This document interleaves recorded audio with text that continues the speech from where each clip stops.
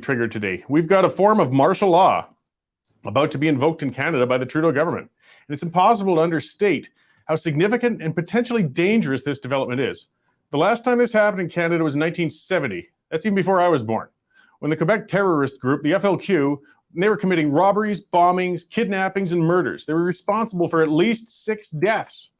And that's when Pierre Trudeau implemented it during his just watch me moment. And at that time, it was called the War Measures Act. Now, I've been watching some liberal fart catchers online working their utmost to try and claim this isn't the War Measures Act because it's now called the Emergencies Act.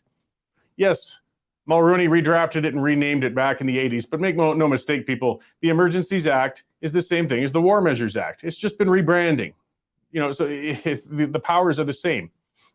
Just what specific powers are to be taken is yet to be released, and it might take some days yet. It could be as much as a week. There are some processes they're going to have to go through, but we see where he wants to go. If one wants to invoke that act, though, it means they want to make a big grab. They want to go beyond the authority and the legal means that they have right now, and that's distressing. The act is a form of martial law. Martial law is where civil rights are suspended in the name of an immediately pressing emergency.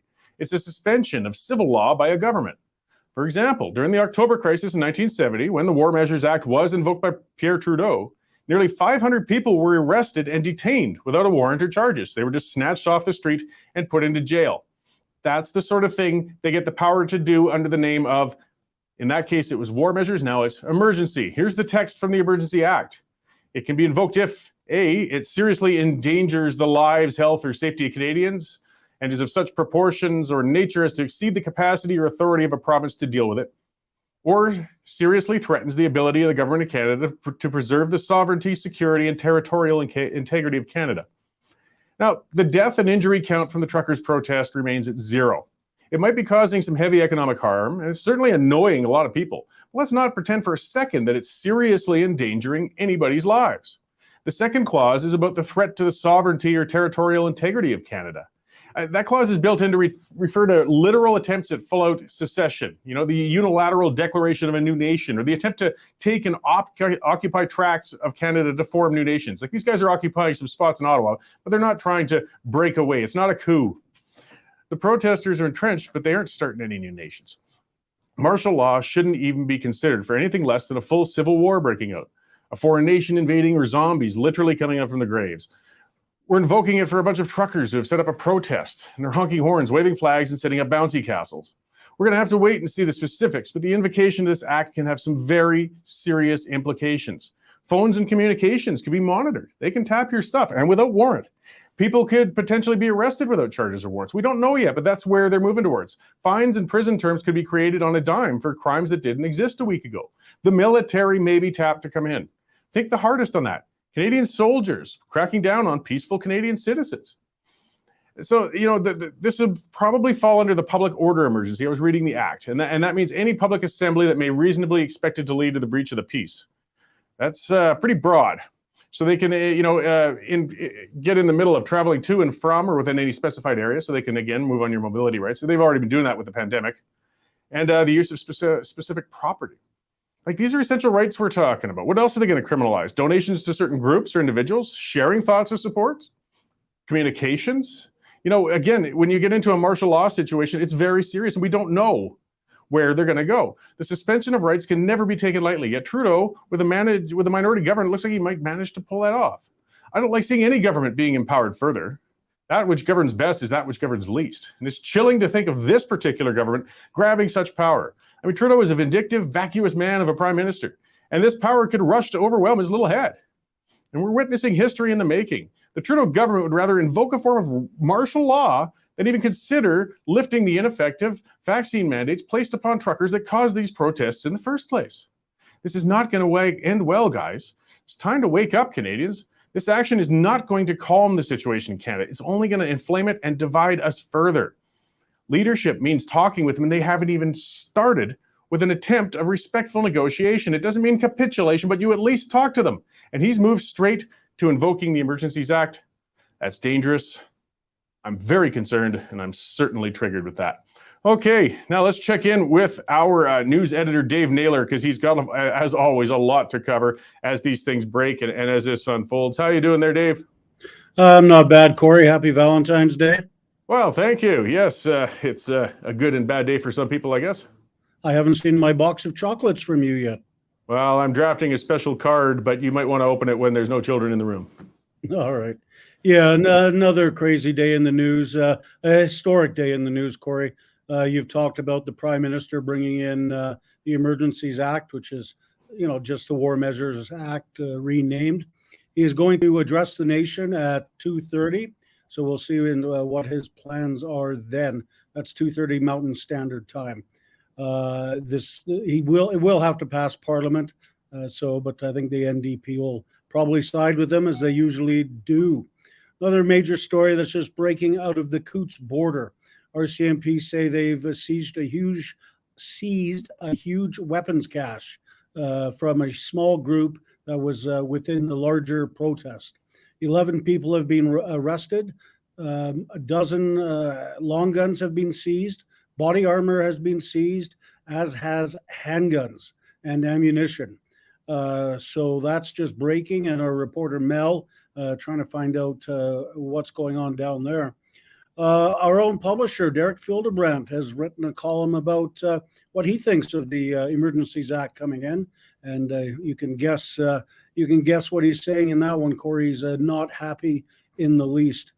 No, and just to break in on you, because Doug Ford announced this morning that the vaccine passport will soon be gone. As of March 1st, the vaccine passports will no longer be needed in Ontario, and things will get back to normal this week in terms of Maple Leaf games and Ottawa Senator games. They're going to have full seating again. Our reporter Eva has got a story on the site already on Give Send Go. I always get them mixed up, Corey. Always Give Send Go. Somebody hacked them and released what it appears to be a donors list, but as the mainstream media has been reporting, there are no huge foreign entity donations. They're mainly coming from ordinary Canadians. Interesting political story out of Ottawa. Our Defense Minister, Anita Anand, her husband runs a company, and the company was able to beat out 18 others to get multi-million-dollar COVID contracts. So that's we'll let the readers make up their own mind on it. Alberta unions are going to court to try and get the Jason Kenney relaxation of mandates overturned. They representing a whole bunch of unions that are demanding masking be brought back and a vaccine passport be brought back. And sort of our ironic story of the day, retired Senator Jim Munson. This is a guy who went on a diatribe in the last 2 weeks about the truckers' convoy in Ottawa. He lives there, and he's called them racist, and he's called them hostage takers, and all sorts of other nasty names.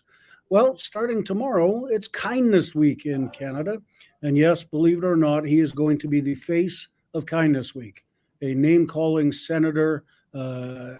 It's so Canadian, Corey. I can't believe it. So, a big day already, and promises to be even bigger throughout the day. Yeah, a lot unfolding. I mean, that was actually just as I was setting up the show, and we'd heard about that firearm seizure and those arrests down south, and I'll talk a bit more further about the implications of that. Just a crazy time we're in right now. I imagine as soon as there's details, you'll be putting that up. Yeah, we are. Mel Risden is on the phone as we speak with trucker convoy organizers, and if I'm overhearing her conversation right, this was a small group that came in, and they were always blatantly suspicious of them because they didn't seem to fit in. So we're going to have more details on that as the story develops. Great. Well, thanks for the updates, Dave. Lots to cover as always, and I'll let you get back at it. I'll talk to you a little later. Thanks, Corey. Thanks, Dave. So yeah, we'll see what's happened. I mean, it's very disturbing. I mean, we don't have the facts yet on what's happened down there with that truck that apparently had a number of firearms, body armor, things such as that. 11 people arrested. Now, the timing of it does stink. I saw a commenter talking about that. I mean, wow, isn't that something? Right when they want to invoke the Emergencies Act, because, you know, if you've actually got armed insurrection, you've really got people taking up firearms at these protests, that does change the whole game. That changes everything. Everything. Now, I know I've been to enough protests, whatever this was, it did not represent the protesters as a whole, not even close, but it can't be dismissed. It can't. Now, what were they thinking? I don't know. Was it a setup? You know, again, we don't have facts. So this is just breaking right now. I will point out, if we remember, if you want to look it up, look up the whole Weibo Ludwig thing. He was a terrorist in Alberta, an eco-terrorist back in the 90s. I used to work in the oil field up north. And Weibo lived on a kind of a religious commune up in northern Alberta, and he felt that sour gas had been harming the birth of his grandchildren in meeting people from up there in that particular commune. Word is more that it was a matter of inbreeding that was causing the issue. All the same, Weibo was quite crazy and quite dangerous. He was jailed for quite some time, and he passed away a while ago. But the thing was, throughout all that, the RCMP actually did an undercover operation and blew up a well site. They blew up a well site as a means to try and entrap Ludwig. Like, they committed a small act of terrorism in hopes of catching a terrorist. Now, I have no idea yet what's going on with that truckload of arms that apparently has been seized going down towards the Coutts border. But I think it's not unreasonable to ask questions. And it's not unreasonable to believe that there were 11 lunatics on there too. I don't know. We have to wait for the facts. Lorna, what am I supposed to report on? A commenter, Lorna Bound, you too, Western Sen? We only report on it when we know it. I can speculate, and that's what I'm doing. But we have no other facts aside from what is been put out at this point. Something that's interesting, though, if there were 11 people arrested, I hope we can find out who they were and what they were up to as soon as possible then. I mean, this would certainly give some indications of what these people are about. I mean, what was their motivation? Were they unheard of? Were they outside of the province initially? Were they part of a crazy group? I hate to admit it, but, you know, there are some actually fringe crazy groups out there.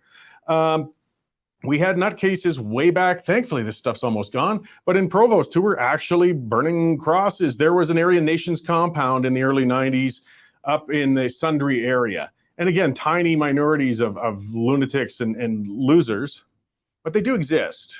And they can cause a lot of damage. So we will report on and find out what this is as we can. But it's serious no matter what the cause of it.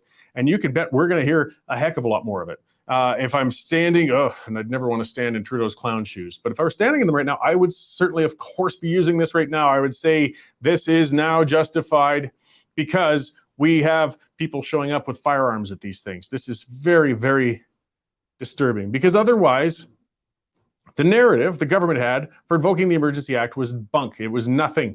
It was an inconvenience. People were not getting harmed. You know, property damage was minimal. Financial damage was real. You know, that was happening. They were blocking trade. I mean, it's not stuff to be completely dismissed. There were people living down there who are having a hard time just from the noise during the day or whatever. But to the point of invoking the Emergencies Act, no. Or as it's really known in the past was the War Measures Act. So things are developing fast, and we're going to cover it as quickly as we can. And as Nico's been popping up on the comments, yeah, go to check out everything Dave's been writing, westernstandardonline.com. Oh, and I should mention Derek Fildebrand. I meant to say that earlier in the show, is going to be coming in, joining me in studio too, and we're going to talk about a column he wrote on the potential invocation of the Emergencies Act, and his thoughts on it and how we can push back perhaps. But yes, go to the westernstandardonline.com and you will get a free trial, full access, all the stories, all of the columns. As you can see, we've got a newsroom dialing up the phones like crazy, doing what they can, trying to get these facts. And as soon as we have them, they will go up on that site. And if you have a subscription, you get full unfettered access for $10 a month. You get a free trial for 2 weeks. You can try it out. And, most people, it was at 95%. We got our conversion rate. People, when they sign up for the 2-week trial, at the end of it say, yeah, we're going to keep on with this. We'll keep our subscription, keep going. And that's how we stay independent. We aren't paid by the government. We get no tax dollars. And that's why we can report on these things without any pressures from any other direction. So thank you all who have already subscribed to the Western Standard. And if you haven't already, by all means, please take out a subscription. I should be getting on. Speaking of firearms, let's talk about the responsible ones. I'm going to talk about our sponsor, before I get on to Reid from BC there. And one of our good sponsors is the Canada Shooting Sports Association. These guys their name says it all. They're a shooting sports association. They're full of resources for people who want to responsibly, safely, and legally use firearms, which is most of us. I mean, yes, we aren't trucking down to any protests or anything like that.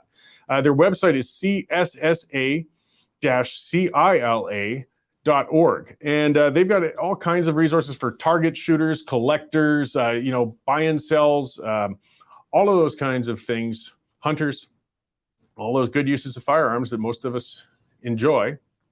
They have all that there, but plus they're also advocating for firearms owners. They have legal challenges on behalf of firearms owners out there, at least 3 of them, against the Liberal government, because the Liberals, as you can see today, they love stepping on our rights whenever possible. They're pushing against our rights, taking them away. Well, property and firearm ownership has been one that they've been going after for a long, long time.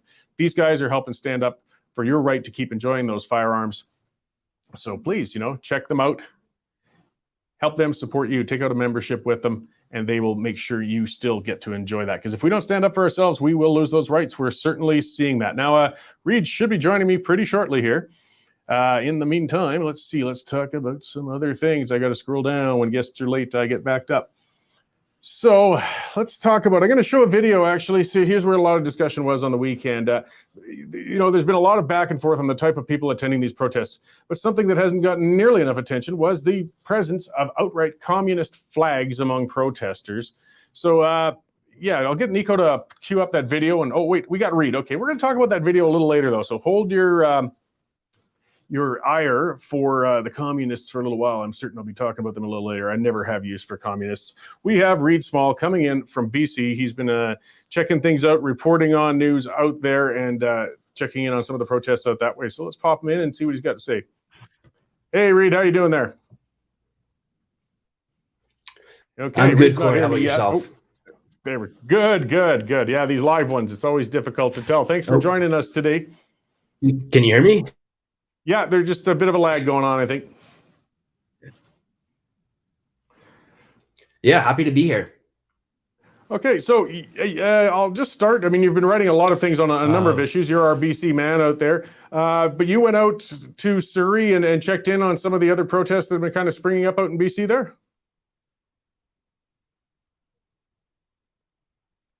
Okay, maybe we'll get back to that video on the communists until Reid can reconnect here. I think he seems to be frozen up for the time being. But we do have somebody working on coverage in BC to try and work on these issues. I'll give it a minute or two. Reid has been, I believe the stories are up on the westernstandardonline.com, and we have had protests going on in Surrey. We're hearing about Coutts all the time. We're hearing about Ottawa. Let's try Reid one more time and see if his connection is improved there. Hey, Reid, how you doing?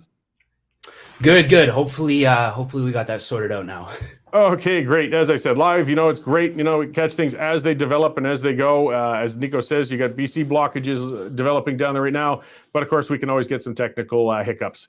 So thanks for joining. And you attended a couple of protest sites on the weekend, did you? Yeah. There was a massive protest at the 176 and 8th Avenue truck crossing in Surrey. And that's been going on since last Monday. And, what started with a very small group of demonstrators had been cycling in and out in shifts throughout the week, ensuring that there was a round-the-clock presence there. And word started to pick up. And on Saturday, things really, really popped off, and massive police presence, massive convoy stretching all the way from Chilliwack. It was pretty incredible and very peaceful for the most part. I didn't see anything bad going on. No violence, no aggression, despite what some people were saying. The RCMP did confirm that 4 people were arrested for mischief. However, they didn't provide any more detail. I know on Sunday they set up a perimeter, and anyone who passed that perimeter was told that they would be arrested. So I'm assuming, from what I've heard, is that those 4 arrests were people that were just testing that boundary and trying to push their way through there. But no assaults or anything like that.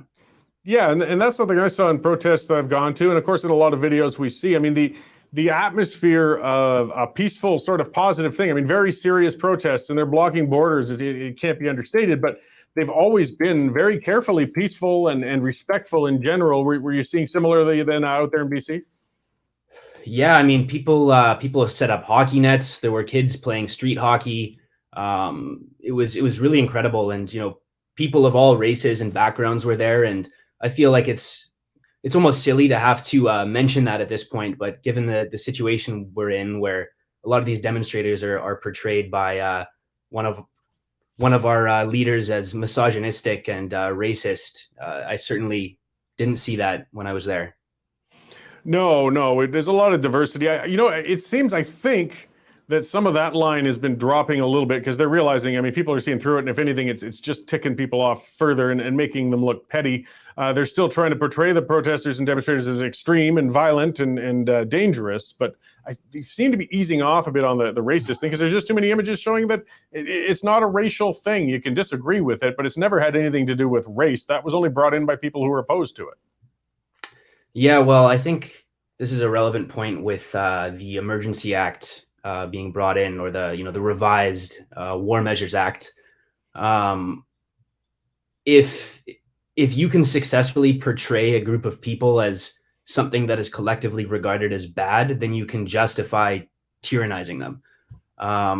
So if enough people think, and they're, while it is a minority, there are a lot of people out there that you can see on social media are demonizing these protesters across the country, and calling them all sorts of things. And if that's the narrative, then you can justify tyrannizing them and shutting them down in a potentially violent way. And obviously we haven't seen that yet, but I mean, things are certainly escalating. So in BC at that crossing, is that blockade then still currently set up right now? It is still set up. There's far less people in attendance as there was on the weekend, but the block is still there, and they don't have any intentions of leaving. So are they letting any traffic through at that one, or is it just being in the area? They've been traffic's been backed up, but they have been letting it through. Although there's certainly been delays, and a few truckers that have been making the trip have expressed their frustration. Again, from what I saw, the vast majority of people, even the truckers on the weekend that were backlogged and were not participating in the protests, were supportive. But there's definitely some that are voicing concerns about delays. Yeah, well, and that's something, I guess, that has the federal government concerned. It had me feeling kind of happy in seeing it spreading. I mean, we see it BC now, Alberta. I haven't seen anything in Saskatchewan. Manitoba had protests, in Winnipeg, Quebec's had protests. I mean, people aren't giving up on this, and they haven't been to date violent. That's been really remarkable, all things considered, for somebody who watches a lot of protests over the years. Mm-hmm. Yeah, no violence. And again, no one's going to want to bring their young children to a protest that they believe is going to get violent. And there was a ton of kids there on the weekend, and it was all just, good vibes all around. Kids playing hockey, people playing music, no violence at all. I talked to a bunch of RCMP officers, and they had no complaints. The ones that I spoke to. So, yeah. So what's BC government reaction been to that? Like, a lot of this, it's a federal thing, but it's also provincial. A lot of the pressure from the convoy in Alberta has been directed towards Premier Jason Kenney here. What is the response from the provincial government in BC been towards the local blockades there? Or are they planning any actions or speaking of any threats or anything like that? They haven't spoken of any threats yet. They just keep saying, we're monitoring the situation, we're working on it. And this is coming from the RCMP. As far as, Premier John Horgan goes, he made a comment last week after BC announced a new set of vaccine mandates to encompass all healthcare workers, as opposed to community care, acute care, long-term care. That mandate was previously instituted, but now there's a new one. And he said that he won't be easing any restrictions as a result of a few honks, is what he said. But since then, he hasn't commented. there will be a release today, a government release on, COVID statistics, testing, vaccination rates, that sort of thing. But the BC officials, John Horgan, Bonnie Henry, Adrian Dix, won't be appearing in front of the camera until tomorrow. So I assume that they'll have something to say about it then. Okay. Aside from convoy things, you've had a number of articles. Of course, you're always working out there in BC and reporting out there for us. What are your other top stories you put out recently, and what are you working on? Well, most of the top stories are usually COVID related. Like I said, there was a new vaccine mandate to encompass all healthcare workers in private practices. This includes acupuncturists, physiotherapists, chiropractors, any private healthcare practice is you now have until March 24th to get vaccinated against COVID. Or you will be basically fired, let go without pay, as what happened to the nearly 3,000 other healthcare workers in the previously instituted mandate. The chief coroner released a report last week on the overdose situation in BC. We saw well over 2,200 fatal drug overdoses in the province in 2021 compared to 2020, which is roughly a 26% increase. And despite the fact that most people assume that this drug crisis is affecting people in back alleys, overdosing on the street, that's actually not the case. Most of the fatal drug overdoses happened inside of residences. None of the officials have mentioned anything about how lockdowns and locking people down in their homes may have impacted the dramatic increase that set the record yet again consecutively each year since 2016. So that's pretty big news right now. Again, as far as solutions go for the drug crisis, officials are talking about decriminalizing, picking up new safe injection sites, things like that, and that's about as far as the conversation goes. Yeah, the opioid crisis is massive, and I'm glad you pointed that out. I had an incident last fall that I wrote on, and in our offices downtown here in Calgary, there are a lot of addicts all over the place, and those are the visible ones that we see. Those are the ones on the streets, the homeless people, the ones in rough condition. But yeah, I found that stat too when I was looking stuff up. The majority of the overdoses actually aren't happening out in the streets necessarily, or at the bus shelters, as you see. They're people at home. They're people with jobs. I know 3 people now personally. One was more distant a while back, but who've lost actually sons to drug overdoses. It's not just a street person thing. This is a huge problem, and we really need to be addressing it. But it's getting overwhelmed with all the COVID mess right now. Yeah, it's absolutely tragic. And in BC, one of the findings was that I believe it was 83% was of the fatal overdoses, fentanyl and its analogs were detected. Fentanyl is becoming a real problem. It's been an increasing problem since 2016 as these black market organizations are figuring out that they can ship it into the country in a package about the size of an envelope, as opposed to smuggling in large quantities of heroin, for example, from Southeast Asia, which is a common place it comes from. So this whole fentanyl thing is a real problem, and we're seeing it in a lot of pressed pills being sold as illegally as pharmaceutical drugs, specifically benzos. Ton of people think they're buying Xanax and they're getting fentanyl, and they're dying alone in their homes as a result. It's really just awful. Several people I know have been tragically impacted by the fentanyl crisis. Yeah, that fentanyl is just so horrifically potent and addictive. I mean, you can't compare it to anything else. And as you said, a tiny amount can be shipped out and then cut up and spread a long way. So of course, it just brings the eye of opportunistic drug dealers, straight to it. I mean, the money that can be made for those dealers of crap is just overwhelming. Another thing too is a lot of the time addicts will hear of an overdose from a specific dealer or a specific line, and they will actually, more users will flock to that source because it's a stronger it's a stronger supply. It's really just a sad world. Yeah, it is, absolutely.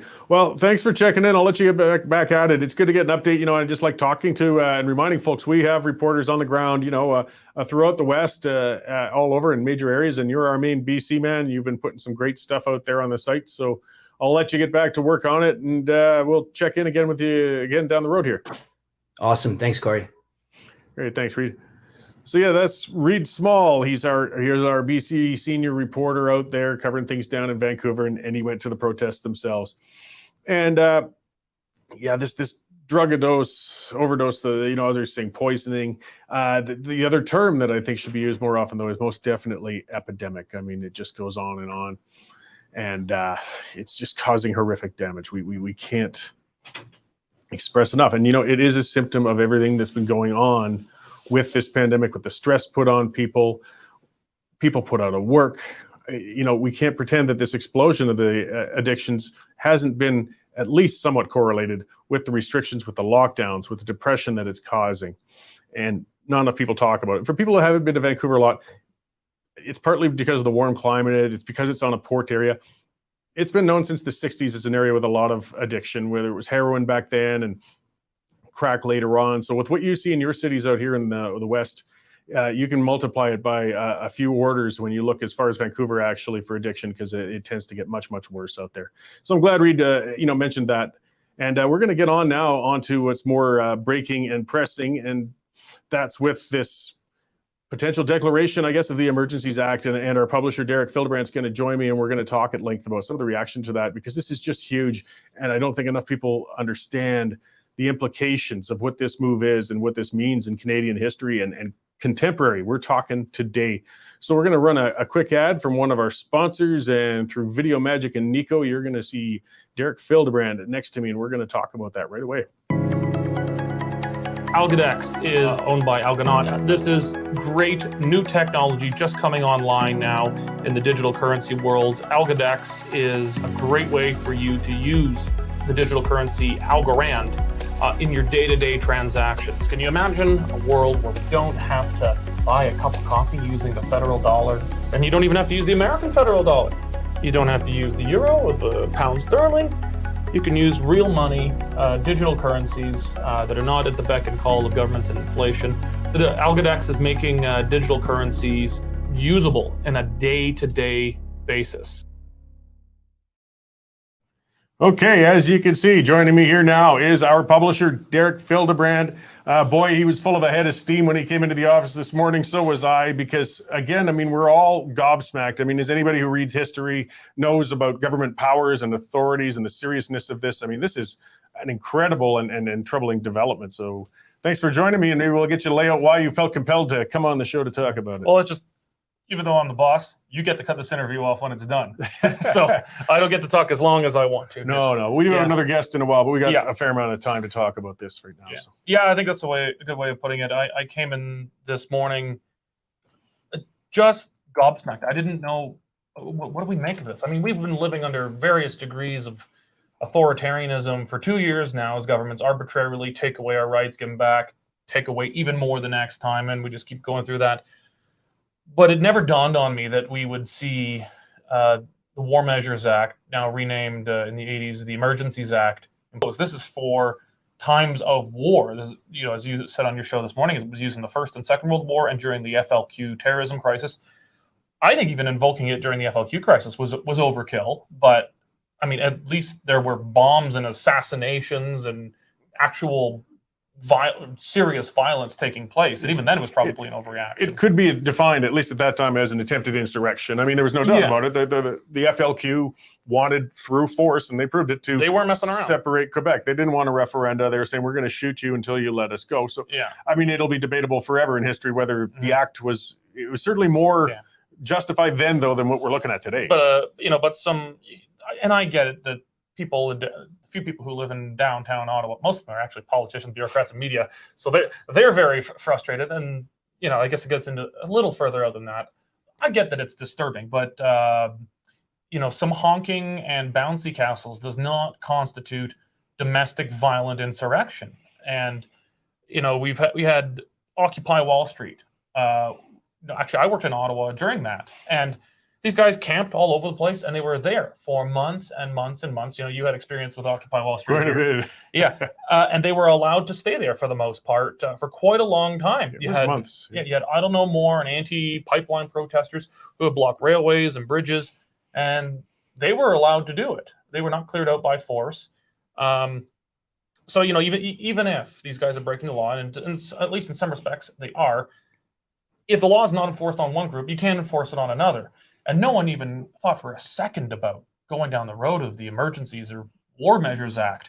This is, as I wrote in my column this morning, it's an act of war. This is an act of war, and we got to be careful not to fall into hyperbole here.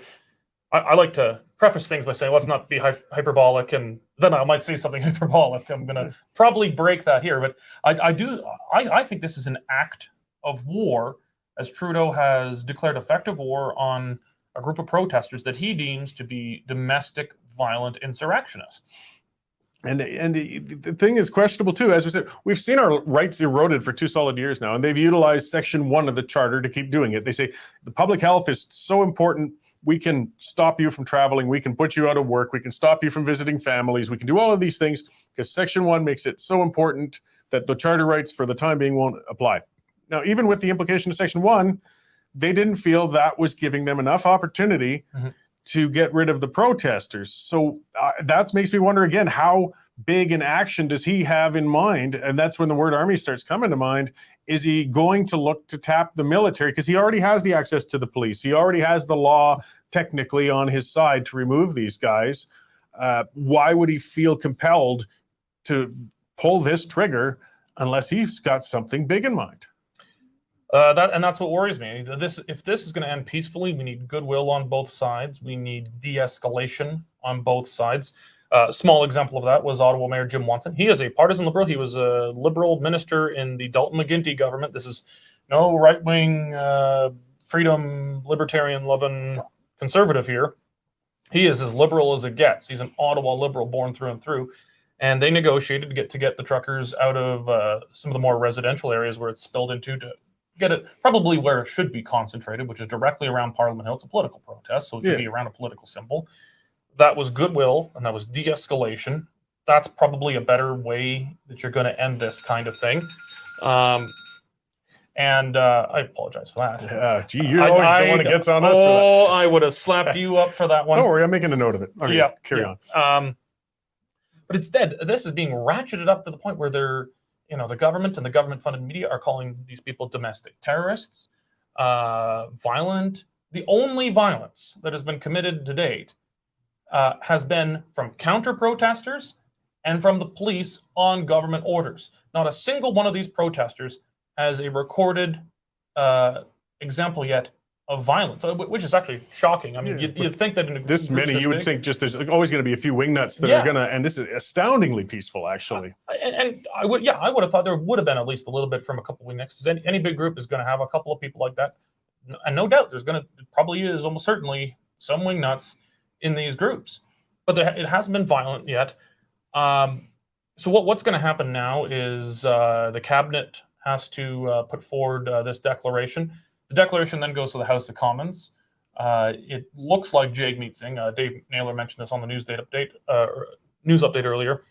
Jagmeet Singh's NDP are likely to provide the votes necessary to the Liberals to pass this. But we don't know much about what's going to happen because this is a very vaguely worded act. It's just the government now has, through cabinet decree, the power to do really whatever's necessary to combat whatever emergency this is. Yeah, I mean, it's unprecedented, and that's kind of what leaves that hanging in the air with us. And I mean, what gets me is this should be an act of last resort. And I haven't seen any acts of the first resort yet. Yeah. Like, there hasn't even, and people say, well, he shouldn't negotiate. No, you always negotiate first. It doesn't mean you capitulate, doesn't mean you agree, but at least gain that moral high ground and say, look, we tried talking to them. They kept throwing eggs in my face, whatever. We made 5 efforts. It came to a failure. Now we're out of options. We've got to move to plan B. But he skipped all that. He's never even made a slight effort to even acknowledge that these guys might have a valid concern. And he's moving straight to force we haven't seen. As I said, look at the gray hair I got. This hasn't happened in my lifetime. This was prior to me being born was the last time this was invoked. Like, people have got to understand how serious this is. Yeah, and we have to now think about, well, what are we going to do about this? Again, we have to see what kind of decrees they start publishing. I wouldn't be terribly surprised, but we don't know for sure yet. Wouldn't be terribly surprised if they start banning media and anyone from publishing anything that encourages these people.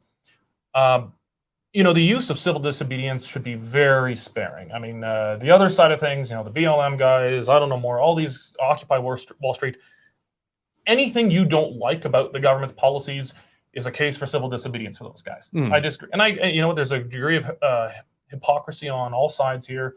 You're fine with civil disobedience if it's your side, and you're against civil disobedience if it's the other side. So, you know, take which level do you like and which do you not? Yeah. So let's take everything with a grain of salt here. But these are people who have probably, for the most part, never protested in their lives. They're not asking the government for anything. They're asking the government to stop doing something to them, essentially to legalize them going back to their jobs. That's a pretty reasonable thing. And they also have a pretty damn good argument that while they might be breaking some noise bylaws and have some parking infractions, the real lawbreakers are the governments, federal and provincial across Canada, which are breaking at least the spirit of the Constitution, our Charter of Fundamental Rights and Freedoms. That the real lawbreakers here are the politicians, not them. And if they're breaking it, well, it's just tit for tat. And you know, a parking infraction is not as serious as taking away your fundamental rights. So now we have to look at, you know, how are we going to respond to this? So at least, you know, I think we should see, I would encourage a level of nonviolent civil disobedience. And for our part, the Western Standard, our news division, Dave and Melanie and all those guys, they're not changing anything they're going to do because they need to do their job professionally, fairly, neutrally. But as an organization, the Western Standard, we're going to do what we did in the earlier 2000s when the government said we weren't allowed to publish cartoons of Muhammad. Well, we're going to do the same thing now. We are going to intentionally poke the government in the eye. We're going to break every single order that comes out under martial law that we believe is unjust, and we're going to break it in a non-violent way. Yeah, and I mean, to give examples of that, because I was thinking about that, how would that apply to a media organization? You know, editorial ones like you and I, not the Standard itself, but we would stand up. You think of wartime measures when it comes to press. If you read things, even from the Gulf War, press members who could get into the site of the Gulf War had to run every story through a censor before it was allowed to get back to the public. And that's what it steps on a huge freedom of the press rights, but they say it's an emergency, it's an act of war, thus we will step in the way. I could see the government saying press are not going to be allowed to attend actions to take down this protest. We're going to get in there and bloody cover it. We're going no matter what. Come and get me. Don't you think for a second we will not cover that. We will go in there. Your warnings are going to fall flat. It's going to be more vital than ever that the public get to see what's happening in there then. But that's the first thing I think they tend to do when they do that. I mean, we worry about the police, we worry about stuff, but as a press organization, this is very concerning. This is when they can say, we could shut you down, we could fine you if you write on this, or if you write positively about this. I mean, if you wrote positively about the other side in a war in the past, you find yourself locked up. And that's the War Measures Act. That's the Emergencies Act. Yeah, like there is, if you're embedded with soldiers, you probably can't be filing stuff saying, I'm with, you know, the Clement platoon of the 4th Company. We're about to move on such and such. Yeah, because then you're going to get everybody killed, and you're agreeing to certain things as an embedded reporter in a war zone. Okay, but they also would censor if you wrote anything negative because we found some discontent among the ranks, or we thought we saw some abuse of the citizens while they were moving through, which isn't flattering for the army. In both sides of the First World War, you had a lot of peace-oriented people who thought, this is insane. Let's stop the killing. Let's just declare a white peace. Those people on both sides of the First World War were censored. So we don't know. We haven't seen the orders yet. But if they say, you know, you can't send reporters into some of these areas, we're sending reporters. I don't care. If they say you're not allowed to write anything that encourages these people, well, you know, I've been pretty agnostic around some of the tactics used so far. I'm not sure that blockading is the right way to go. But if the government tells me and it tells the Western Standard that we're not allowed to, well, then I'm going to do it. Well, that's it. I'm going to very clearly violate whatever orders they make. Yeah, and and again, we'll talk about like how that could be. I'm just thinking myself, because you know me, I get my back up too. So okay, fine. If you want to get me to do something, tell me not to. That's just my nature. Ask my poor suffering mother, or even my wife for that matter. Yeah. But I wouldn't say right and say, okay, this is how to go smash windows and get attention. No. But I would say, you know what? This That's is how you encouraging can violence. Yes, We're this is never how gonna do you that. can go peacefully join and swell the ranks of the protesters. Here's the highway. Here's the people you can meet. I want you to go out. In fact, I'll do it myself if I get a weekend off. And let's build those numbers up, because, you know, the more citizens get up, the less you guys can push back. And hey, again, government, what you going to do about it? I'm going to write about that. I'm going to encourage them. I'm going to try and lead more folks there. At the same time, there's things that our premiers can do. And I think, you know, Jason Kenney and Scott Moe have been on the side of the authoritarians for 2 years now. They've tried to use some wishy-washy language, though I don't want to do it, but they have been doing it. And I don't think with proper justification. But I think those two premiers in particular, and to a lesser extent some other premiers, have an opportunity to redeem themselves here, especially the Western premiers, Alberta and Saskatchewan. What we need to see now is clear declarations, and I think even legislation coming from both legislatures, declaring that any application of the Emergencies or War Measures Act in Alberta and Saskatchewan are null and void. We are not going to cooperate. We need to have clear, publicly communicated orders to all police forces in the provinces, both provinces, not to cooperate with any federal officials whatsoever. And I think the premiers need to call the military commanders at major bases in both provinces and make clear that any military aggression under orders from Ottawa is not acceptable. We will not tolerate it on Western soil. Yeah, I mean, and that's how serious it could be. We could see military vehicles moving in on Canadian citizens on our soil. We're spoiled. We've been lucky. We've been happy. We haven't seen that. We haven't experienced it. I've been to other countries when that was going on and seen it. I was fortunate to get a lot of travel in my younger years. We don't deal with that atmosphere of fear. We see the military as friends. We don't get nervous when you see a soldier on a corner. It's, oh, cool, kind of a soldier out on leave. Do you remember the 2004, 2006 federal election? The Paul Martin Liberals ran an ad about guns in our street. They said, Stephen Harper's prime minister, the Conservatives are in power. There will be guns, soldiers with guns in the streets. And it was like warning of this fascist future state that Harper clearly had no intention of and did not do. Well, now you've got Trudeau. We've had two Trudeau prime ministers. The last Trudeau prime minister did have troops with guns in the streets. Yeah. You can argue if the FLQ crisis warranted that or not. At least it was more than this. We could say that at least. But now we're about Trudeau is now invoking legislation that will empower him to send troops with guns into the streets. And there's been kind of a bit of a side tangent here. I think the military's upper brass is very worried about how this is going to play out. The upper brass, the really high guys, the heads of the three commands and the chief of staff, those guys are political appointees. You could tell their Twitter is like woke liberals wearing a uniform. It's weird stuff. But I grew up in military towns. I grew up in army towns, CFB Trenton, CFB Petawawa. That's where I grew up. I know the kind of guys, the kind of women who join the military. These are not people who have any intention of turning guns, turning tanks on people who are expressing themselves for freedom. Most people join the military because they at least have the idealistic expectation that they're standing for freedom. Yeah. I think there's real concern in the military. They're going after guys now who military two JTF2 members. Yeah, just for attending a protest. Now, I'm pretty sure there's probably someone in the military who attended a Black Lives Matter protest or all these things. And that's just JTF. And there was nothing. That's just JTF2. I mean, how many regular soldiers in general? And again, yes, that's not what they joined with a vision of turning a rifle on any Canadian citizen. I mean, if they envisioned it all, it would be, again, a circumstance of some crazed cult in a distant area, that didn't represent the majority, not something like this. And you brought up the premiers, and that's another interesting point, because I don't know how well Legault is going to go with this. The Bloc Québécois they are not going to like this. They were demanding Trudeau apologize for his father's invocation of the War Measures Act only the other year.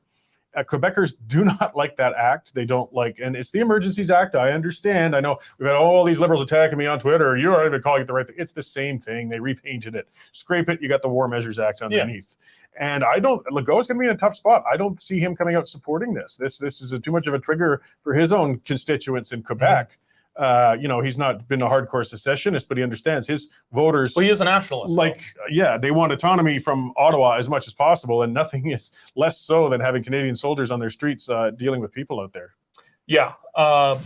I'm not sure how this is going to go, how this is going to play out, but I'd say I think the upper brass of the military and the political oversight of the military is very worried that the military, for lack of a better term, is not politically reliable right now, that they're not going to be, I think there's going to be a lot of hesitation. I know the kinds of people who do this, and they did not sign up for, beating up civilians who were just protesting nonviolently. Yeah. Well, I showed a picture I put out a while back with somebody saying, on how to get out of a date or stuff like that, or a dinner date you don't want to go to, and they're taking a red pen, making a COVID test look positive so they could send it to the date and say, sorry, I can't make it. Geez, it'd be interesting if a lot of soldiers just had positive tests every time they were called out to deal with it. I'm sorry, I got to isolate. Well, this happened across the states with a lot of airlines when they brought in mandatory vaccination for their pilots. It wasn't coordinated. No. It just pilots started calling in sick everywhere. And maybe a media outlet would encourage, just remind, police officers, soldiers, other such individuals, if you got the sniffles, be responsible, stay home.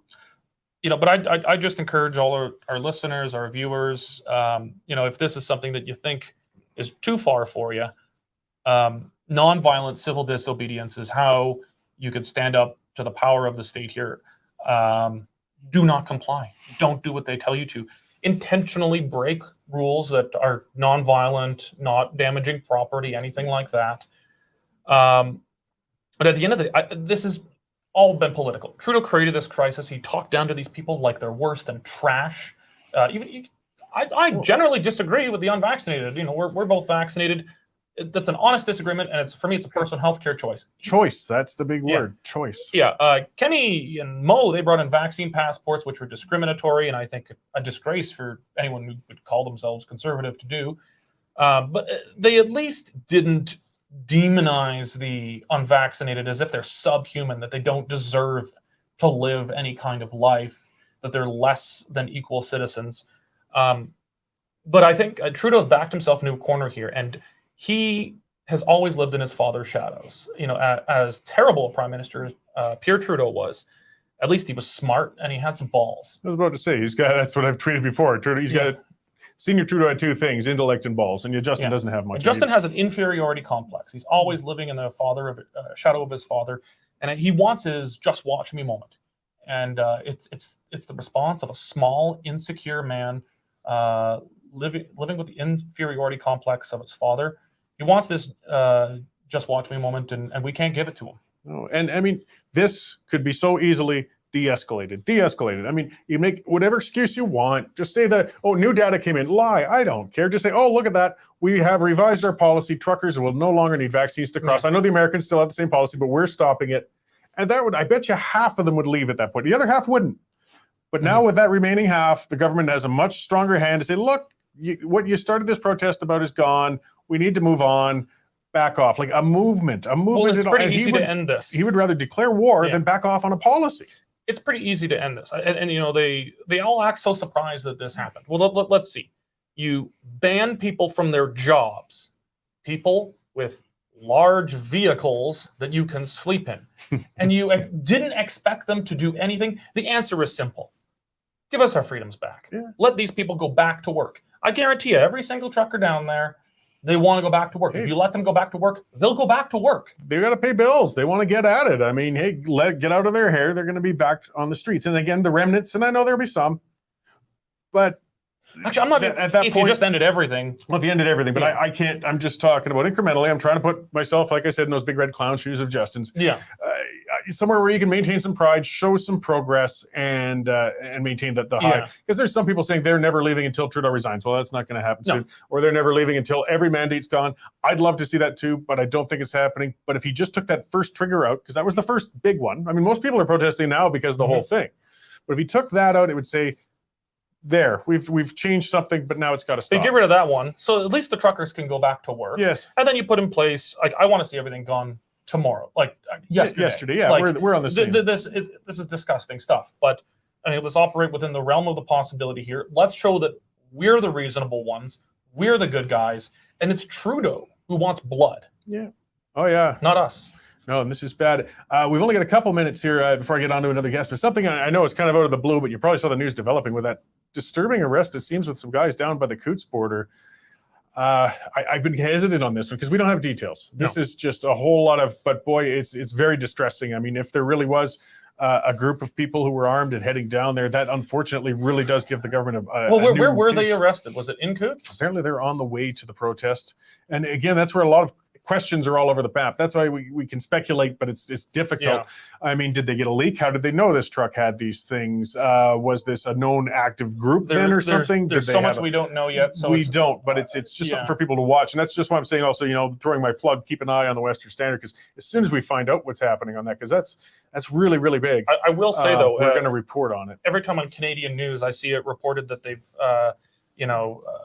police have seized a large cache of weapons and ammunition. I look at that, I'm like, I have that. Like, what the CBC thinks is a large cache of guns and ammunition. Well, it's just what a lot of us just keep. It's all a matter of context. In a locker. I mean, at my buddy's place, I did that one interview at the time when I had his gun cabinet behind me there, just for scenery, and he's better armed, I think, than some branches of our military. Completely peaceful, harmless man as far as that goes. But what they report on, See, I don't want to say much until we know. I mean, if we've got to wait for the facts. If someone was arming to go down with ill intentions, well, then absolutely that should be taken deadly seriously.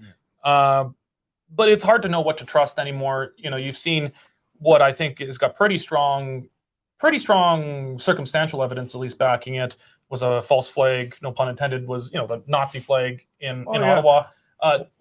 Every sign points to that being a false flag operation. Or I drew the comparison earlier when I was talking about it. For some of us, you wouldn't have been in Alberta at that time or whatever. We had Weibo Ludwig in northern Alberta. Yeah. And as part of a sting operation, the RCMP actually blew up an oil well to try and draw him in. I mean, they do some pretty goofy, in hindsight, things to try and entrap sometimes. So nothing surprises. And again, I'm not saying that's what the case is here. Yeah. Just saying, keep an open mind. We got a lot of facts to come in. It very well could be that there were some pretty misguided individuals going to do some bad stuff, and if so, good on the police for doing that.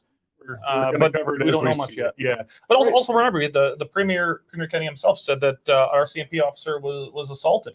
Well, we had reporters on the ground in Coots find out within about an hour that was just not true. No. So we're following up, and as Dave said too, Mel's on the phone, she's phoning. I mean, we're finding out, and as soon as we get those facts, they go on our news site because that's what we do. Yeah. So thanks for coming in. Derek's column, by the way, on this, where he expands on it in quite strong words, is on westernstandardonline.com, as are the rest of our columns. And, well, thanks for joining my show today, and I'm sure we'll have you on again soon. If not, we'll see you at the pipeline. My pleasure, Cory. All right, Derek. Algodex is owned by Algonaut. This is great new technology just coming online now in the digital currency world. Algodex is a great way for you to use the digital currency Algorand in your day-to-day transactions. Can you imagine a world where we don't have to buy a cup of coffee using the federal dollar, and you don't even have to use the American federal dollar? You don't have to use the euro or the pound sterling. You can use real money, digital currencies that are not at the beck and call of governments and inflation. The Algodex is making digital currencies usable on a day-to-day basis. Okay, that's Algodex. And yeah, they went active a little while ago, and I guess it's been taken off. Great guns. So check those guys out at algodex.com. Okay, I'm running a minute late. Sorry to keep you in the lobby there, David. We'll bring David Clement in from the Consumer Choice Center because he wrote a great column on universal childcare schemes. How's it going, David? It's going well. How are you?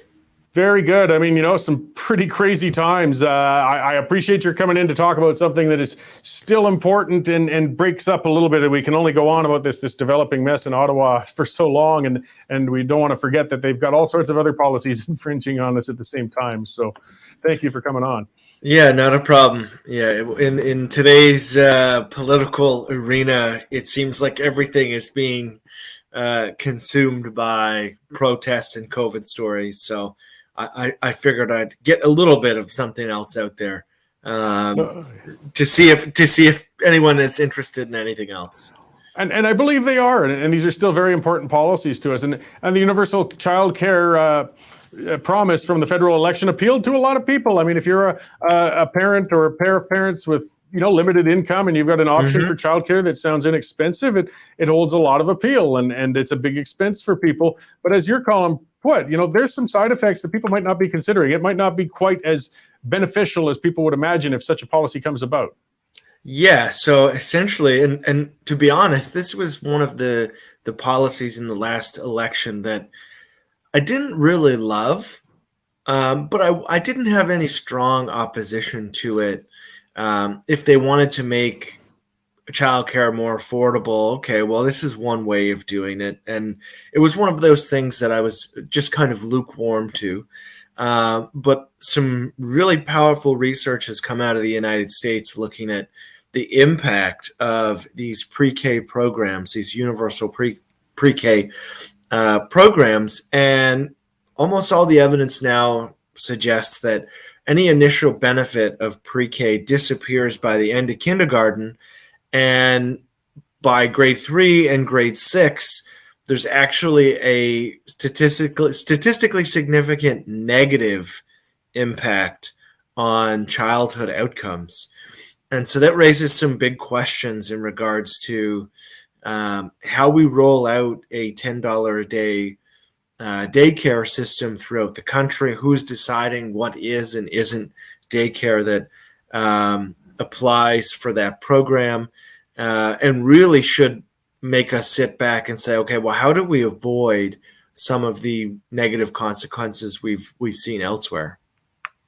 Yeah, and I mean, one of the other things, I'm guessing getting to the root of the negative consequences, and you allude to it, there's a lot more benefits if we're going to spend the money, often on just putting the money in the pockets of the parent, and they can choose whether they want childcare or they want, if that money allows one parent to stay home or for them to spend more time at home and interact with their child. When you give a $10 a day program, that choice is taken away. You've either got to put your kid into the state-run or at least state-regulated childcare facility, or have the full expense of keeping them at home, which is kind of unfair. I think most studies find that, a child, especially in those developmental years, does the best at home when it's possible. Yeah, and the reason why a cash transfer is the best option is twofold. The pandemic has shown really that the government is only good at one thing, and that's sending cash to people. It is not good at very much else. And two, you then allow for alternatives that fit the lifestyles of how diverse Canadians are from coast to coast. If you want to use the money to, let's say, aid in the retirement of a parent who's going to look after your children, you want to use it for a smaller setting where there are fewer children. You want to maybe stay home. One parent takes some time off work. What about if you have a situation where you have non-traditional work hours? So you work at Ford and you work the nighttime shift on the press. There will probably be no government approved childcare vendors available for you because it's very unlikely that we will have anything under the $10 a day scheme that is beyond your traditional kind of 7 to 6 p.m. And so there's a variety of reasons why going that route is better. It just allows for a lot more flexibility. And from what we can see, at least in the US, it doesn't come with some of the baggage of these state-run programs. And really the issue here is that if your curriculum isn't great, and that is all that is taught for those in the pre-K system, well, then you really multiply the errors and any mistakes that may exist. And so there's also some level of security in having a more open and competitive system with cash transfers, because then you let parents sort out what works best for them and their kids. Well, and as per the name of your organization, the Consumer Choice Center, it's a matter of choice. But unfortunately, when it comes to a lot of these government programs, and I think there's a lot of politics involved, they want to keep it centralized. They want to keep it to state, if not owned, state-managed facilities. And sometimes there's a lot of political play at going on. We see that in the same with school choice quite often. They don't want to give parents the ability to have a voucher system and choose where to put their kids. They just want to say you either pick the public system or pay fully private. There's no in between. Yeah, it is. It will be very similar to that. where if you want to do anything outside of the $10 a day system, you'll be just paying for it full freight out of your own pocket. And really, if this is supposed to be about making life easier for parents, both economically and in regards to, a very important aspect of this is the impact economically this conversation has on women. I think that is a legitimate concern in regards to women in our economy, and the roles mostly throughout our national history have been largely gendered, but allowing for some more choice and some more effective childcare options through cash transfers allows for either parent to figure out what's best for them, to really just have a more dynamic system overall. And I think that's just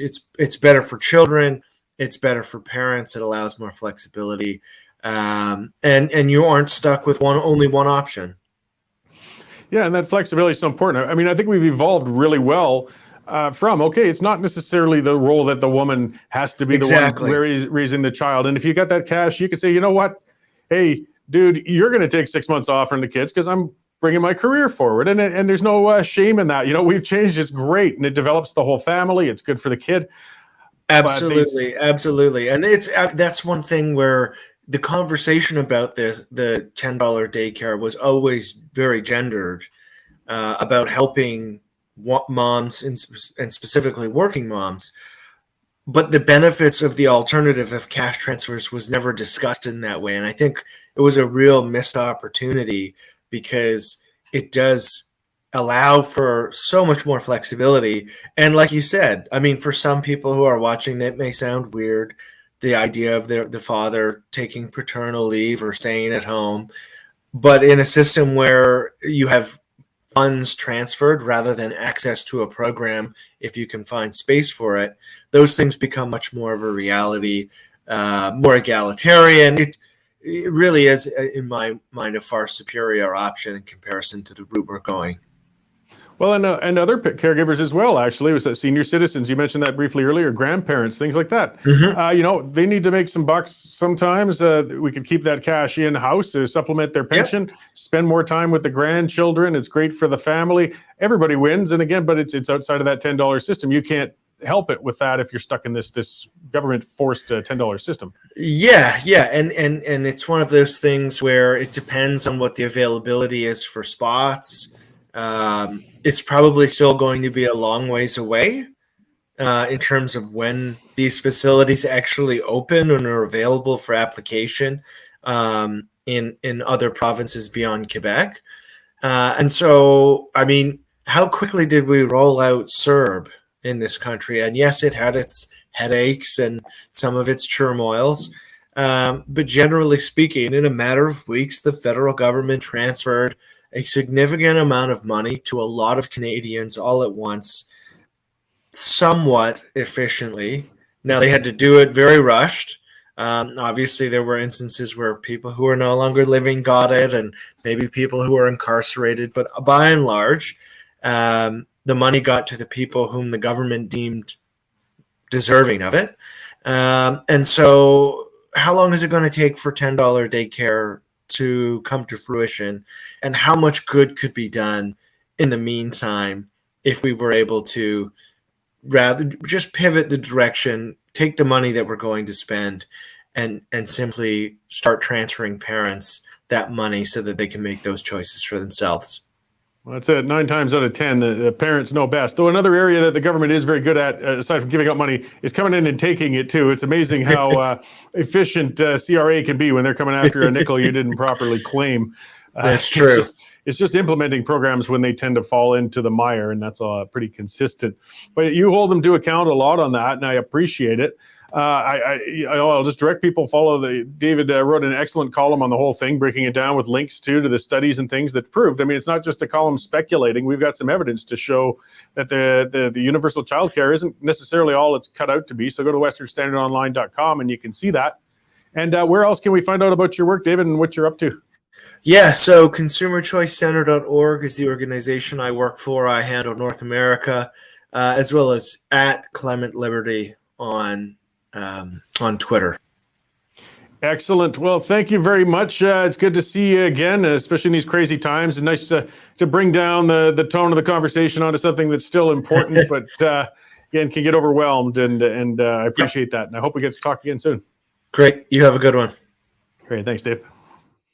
So yeah, it was David Clement, and just as his name says on Twitter, Clement Liberty. He's a libertarian, liberty-minded guy, and that center is great. I mean, it talks about consumer choice, which we just don't get nearly enough of, whether we're talking going to a storefront or through government programs such as childcare. So it's well worth following up on, and I always appreciate his viewpoint on things. Though now I am going to get back to more of our stirred up things. I may as well get my vein pulsing as we move towards wrapping up the show and talk more about the protests. Something I was going to go on about, but my early arrival of my guest there, Derek Fildebrand, sort of put it by the side, but that's okay. That was a good talk as well, because I'm worried about the way that the things have been framed, of course, with the protesters and a lot of things, and the double standard of the media. I mean, I'm not shocked by it anymore, but I'm going to show a video from last weekend. There were counter protests last weekend against the Truckers for Freedom protests down there in Ottawa. And we saw some flags displayed in that counter protest that the mainstream media seemed to overlook. So let's just run that, and I want to talk about this for a minute.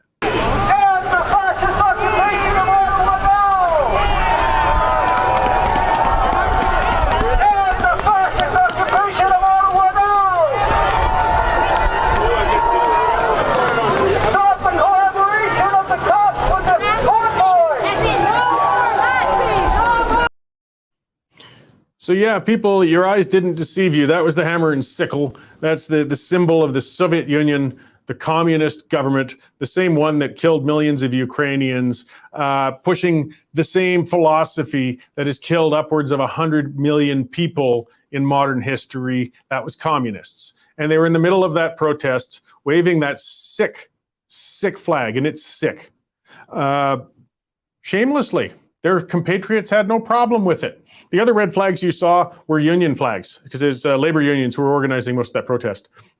The irony of them yelling over and over to get rid of the fastest occupation by the truckers. Guys, like or dislike the truckers, they want government out of their hair. You don't, I get sick of the abuse of the word fascist. Fascists are sick. Mussolini was a fascist. They did not want individual rights. They were the opposite of what the truckers are pushing for. You can call the truckers all sorts of things, all these protesters, all sorts of things, but they are not fascists, and I'm sick of that. But you guys are communists, at least the ones waving the communist flag. That's not an exaggeration. That is literally what you clowns were waving. And there was another banner in front of that. I only watched that on CTV, but I saw it waved, and it said Marx was right on it, and that was in the front of the parade. Now, when we talk about, and Trudeau goes on about it all the time, and all the rest of that sick swastika flag we saw, and the Confederate flag we saw, but the things that are overlooked, the Confederate flag was actually chased out of the group. We played that video a while back. No sense playing it again, but they got up and said, "Hey, that is not a part of us. Get out of here. You do not represent us." And they pushed him out of there. That didn't stop the mainstream media and the opportunists like Trudeau or Jagmeet Singh to play the politics of division and try and pretend that the protesters had something to do with the Confederate ideology, that 100-and-some-year-old support for slavery. No, they smeared everybody with it. And the protesters actually kicked that clown out of there. The swastika flag never even got into the protest. There was 2 pictures showing them way out on the outside. They were never actually even in the protest, and they got smeared with that. Yet, a communist flag is waved, and these counter-protesters and our mainstream media is dead silent. Oh, but we did have a politician speak up, actually, because I tweeted about it. I do that. Nico throws that up now and then, at Cory B. Morgan. That's one of my playgrounds there on the weekends. And I tweeted about how CTV was silent on that and refused to mention that Marx was right banner in the front. And Jason Kenney retweeted that. He was disgusted by it, too. I mean, whatever problems we have with Premier Kenney, he's no fan of communists, that's for sure. Authoritarianism, well, we can have a separate discussion about that. But at least on that communist level, he had no use. And some poli-sci clown, this woman retweets and saying, this is where the state of things are right now. I mean, a group of fascists and swastikas are around, and Jason Kenney is on about communists. What? Like, she was talking about that it was offensive that Jason Kenney called out communists. Really? You should be ashamed of yourselves. You really should. Communists should be driven out of public gatherings as swiftly and with as much disgust as Nazis and fascists. They're all extreme, disgusting, murderous ideologies. They killed a lot of people. There's that tweet, yes. And she wrote that up. This, she's got that precious blue check of credibility, but yeah, we know they give them to anybody. I mean, they even gave one to me. But yeah, Jason Kenney just compared the communist flag to Nazi symbols and the Confederate flag, just in case you're wondering how it's going in Alberta. Yes, he did. Well, actually, all he did was retweet my tweet. But that tweet was basically putting them on the same level because they are the same level. All of those flags are disgusting. They all represent extreme regimes. And I can't believe anybody living today would wave one of these flags, any of them, the swastika, the Confederate flag. And I understand if you live in the South and you're from Mississippi and you've still got that endeared to it as a symbol of your state, whatever. But for a Canadian to be walking around with that's ridiculous. And that's just you pretending that the idea of slavery and those old times, it represents anything today. And it doesn't. And we call it out, and we should. But we're making an exception for communists, and we can't. We shouldn't. A lot of people are suffering today in North Korea. Cuba is still recovering. I got a lot of those discussions online from people, the usual, we never saw real communism yet. That's why it's failed. Guess what? There's no way for it to work. That's why it's never worked yet. It's impossible. And the only way to try and work is to oppress your people. That's why it happens every time. What other philosophy in the world always calls for a country to lock in its own citizens? You never hear of a capitalist. The states don't have to keep Americans from fleeing the United States. Their problem is people with ambition who want to start a new life are coming from around the world to come into the United States. There's too many of them to handle sometimes. So that's why they have border issues in Mexico and refugees coming from all over the world, often away from authoritarian states like communism. You didn't see anybody leaving Florida on a rickety raft to try and get to Havana so they could live in the workers' paradise down there. But you saw thousands and thousands of Cubans risking their life trying to get to the United States. They know about communism, not some dumbass political science professor born and raised probably in privilege of Canada, comfortably under a lack of communism, to be able to say that crap. Or the other usual cellar-dwelling, self-styled anarchists who think communism is a good idea, who've never actually probably left their province to understand that sick system does not work for anybody. North Korea has to lock their citizens in. People had to risk climbing over the Berlin Wall to escape the communism of the Soviet Union. And to see some sick jerks waving that and have the Canadian political establishment get upset that you would even critique it, you guys should be up there pointing at it too and say, this is sick. This thing should not wave in our country. And you know what? I'm a pure libertarian. I don't think the person waving the communist flag should be charged or anything like that. We should just always call them out and point them out for the imbeciles and repugnant fools that they are. And I will, and I do. And I'm thankful that Premier Jason Kenney retweeted my tweet because he felt the same way about it. And I'm sure a lot more people do. So don't let the CBC and these other wretches who understate the sickness of what communism is get away with that. We can't go towards communism. We can have the battles between right and left, a bit of socialism and capitalism, fine, but communism was sick. And communism is the extreme form of socialism. It's just a matter of degrees. The CBC, speaking of though, let's talk about the state broadcaster. They actually had it out. Yeah, there it is. The word freedom in this story, man, Nico is on it, has been declared as a buzzword for extremists is what they're saying. Yeah, they're actually trying to say it's extreme to use the word freedom now. They're demonizing the word freedom. Think about that. What better word is there in the world than freedom? Only the CBC, the state broadcaster, the $1.5 billion funded Canadian trumpet for socialism, would say that freedom is a word that we should be offended by. My God. I think brainstorming was something else they said. Maybe they should try a little, but apparently we're not supposed to say that either, according to the bizarre world of the CBC. Somebody else pointing out, Rachel Notley's Marxist hero, Che Guevara, was on her watch. You see those idiots wearing The Che Guevara shirt. I think I wore one for a comical photo shoot once. Don't worry, I would never actually wear one of those in public purposely. That guy, look him up. He was a disgusting homophobe. He was a racist. The things he said about black people, horrific. And we're not talking about a guy from 200 years ago. This was in the lifetimes of some of our senior citizens today. Che Guevara was no hero. He was a communist, murderist, racist, homophobic extremist. You should be embarrassed wearing that guy's ugly face on your shirts.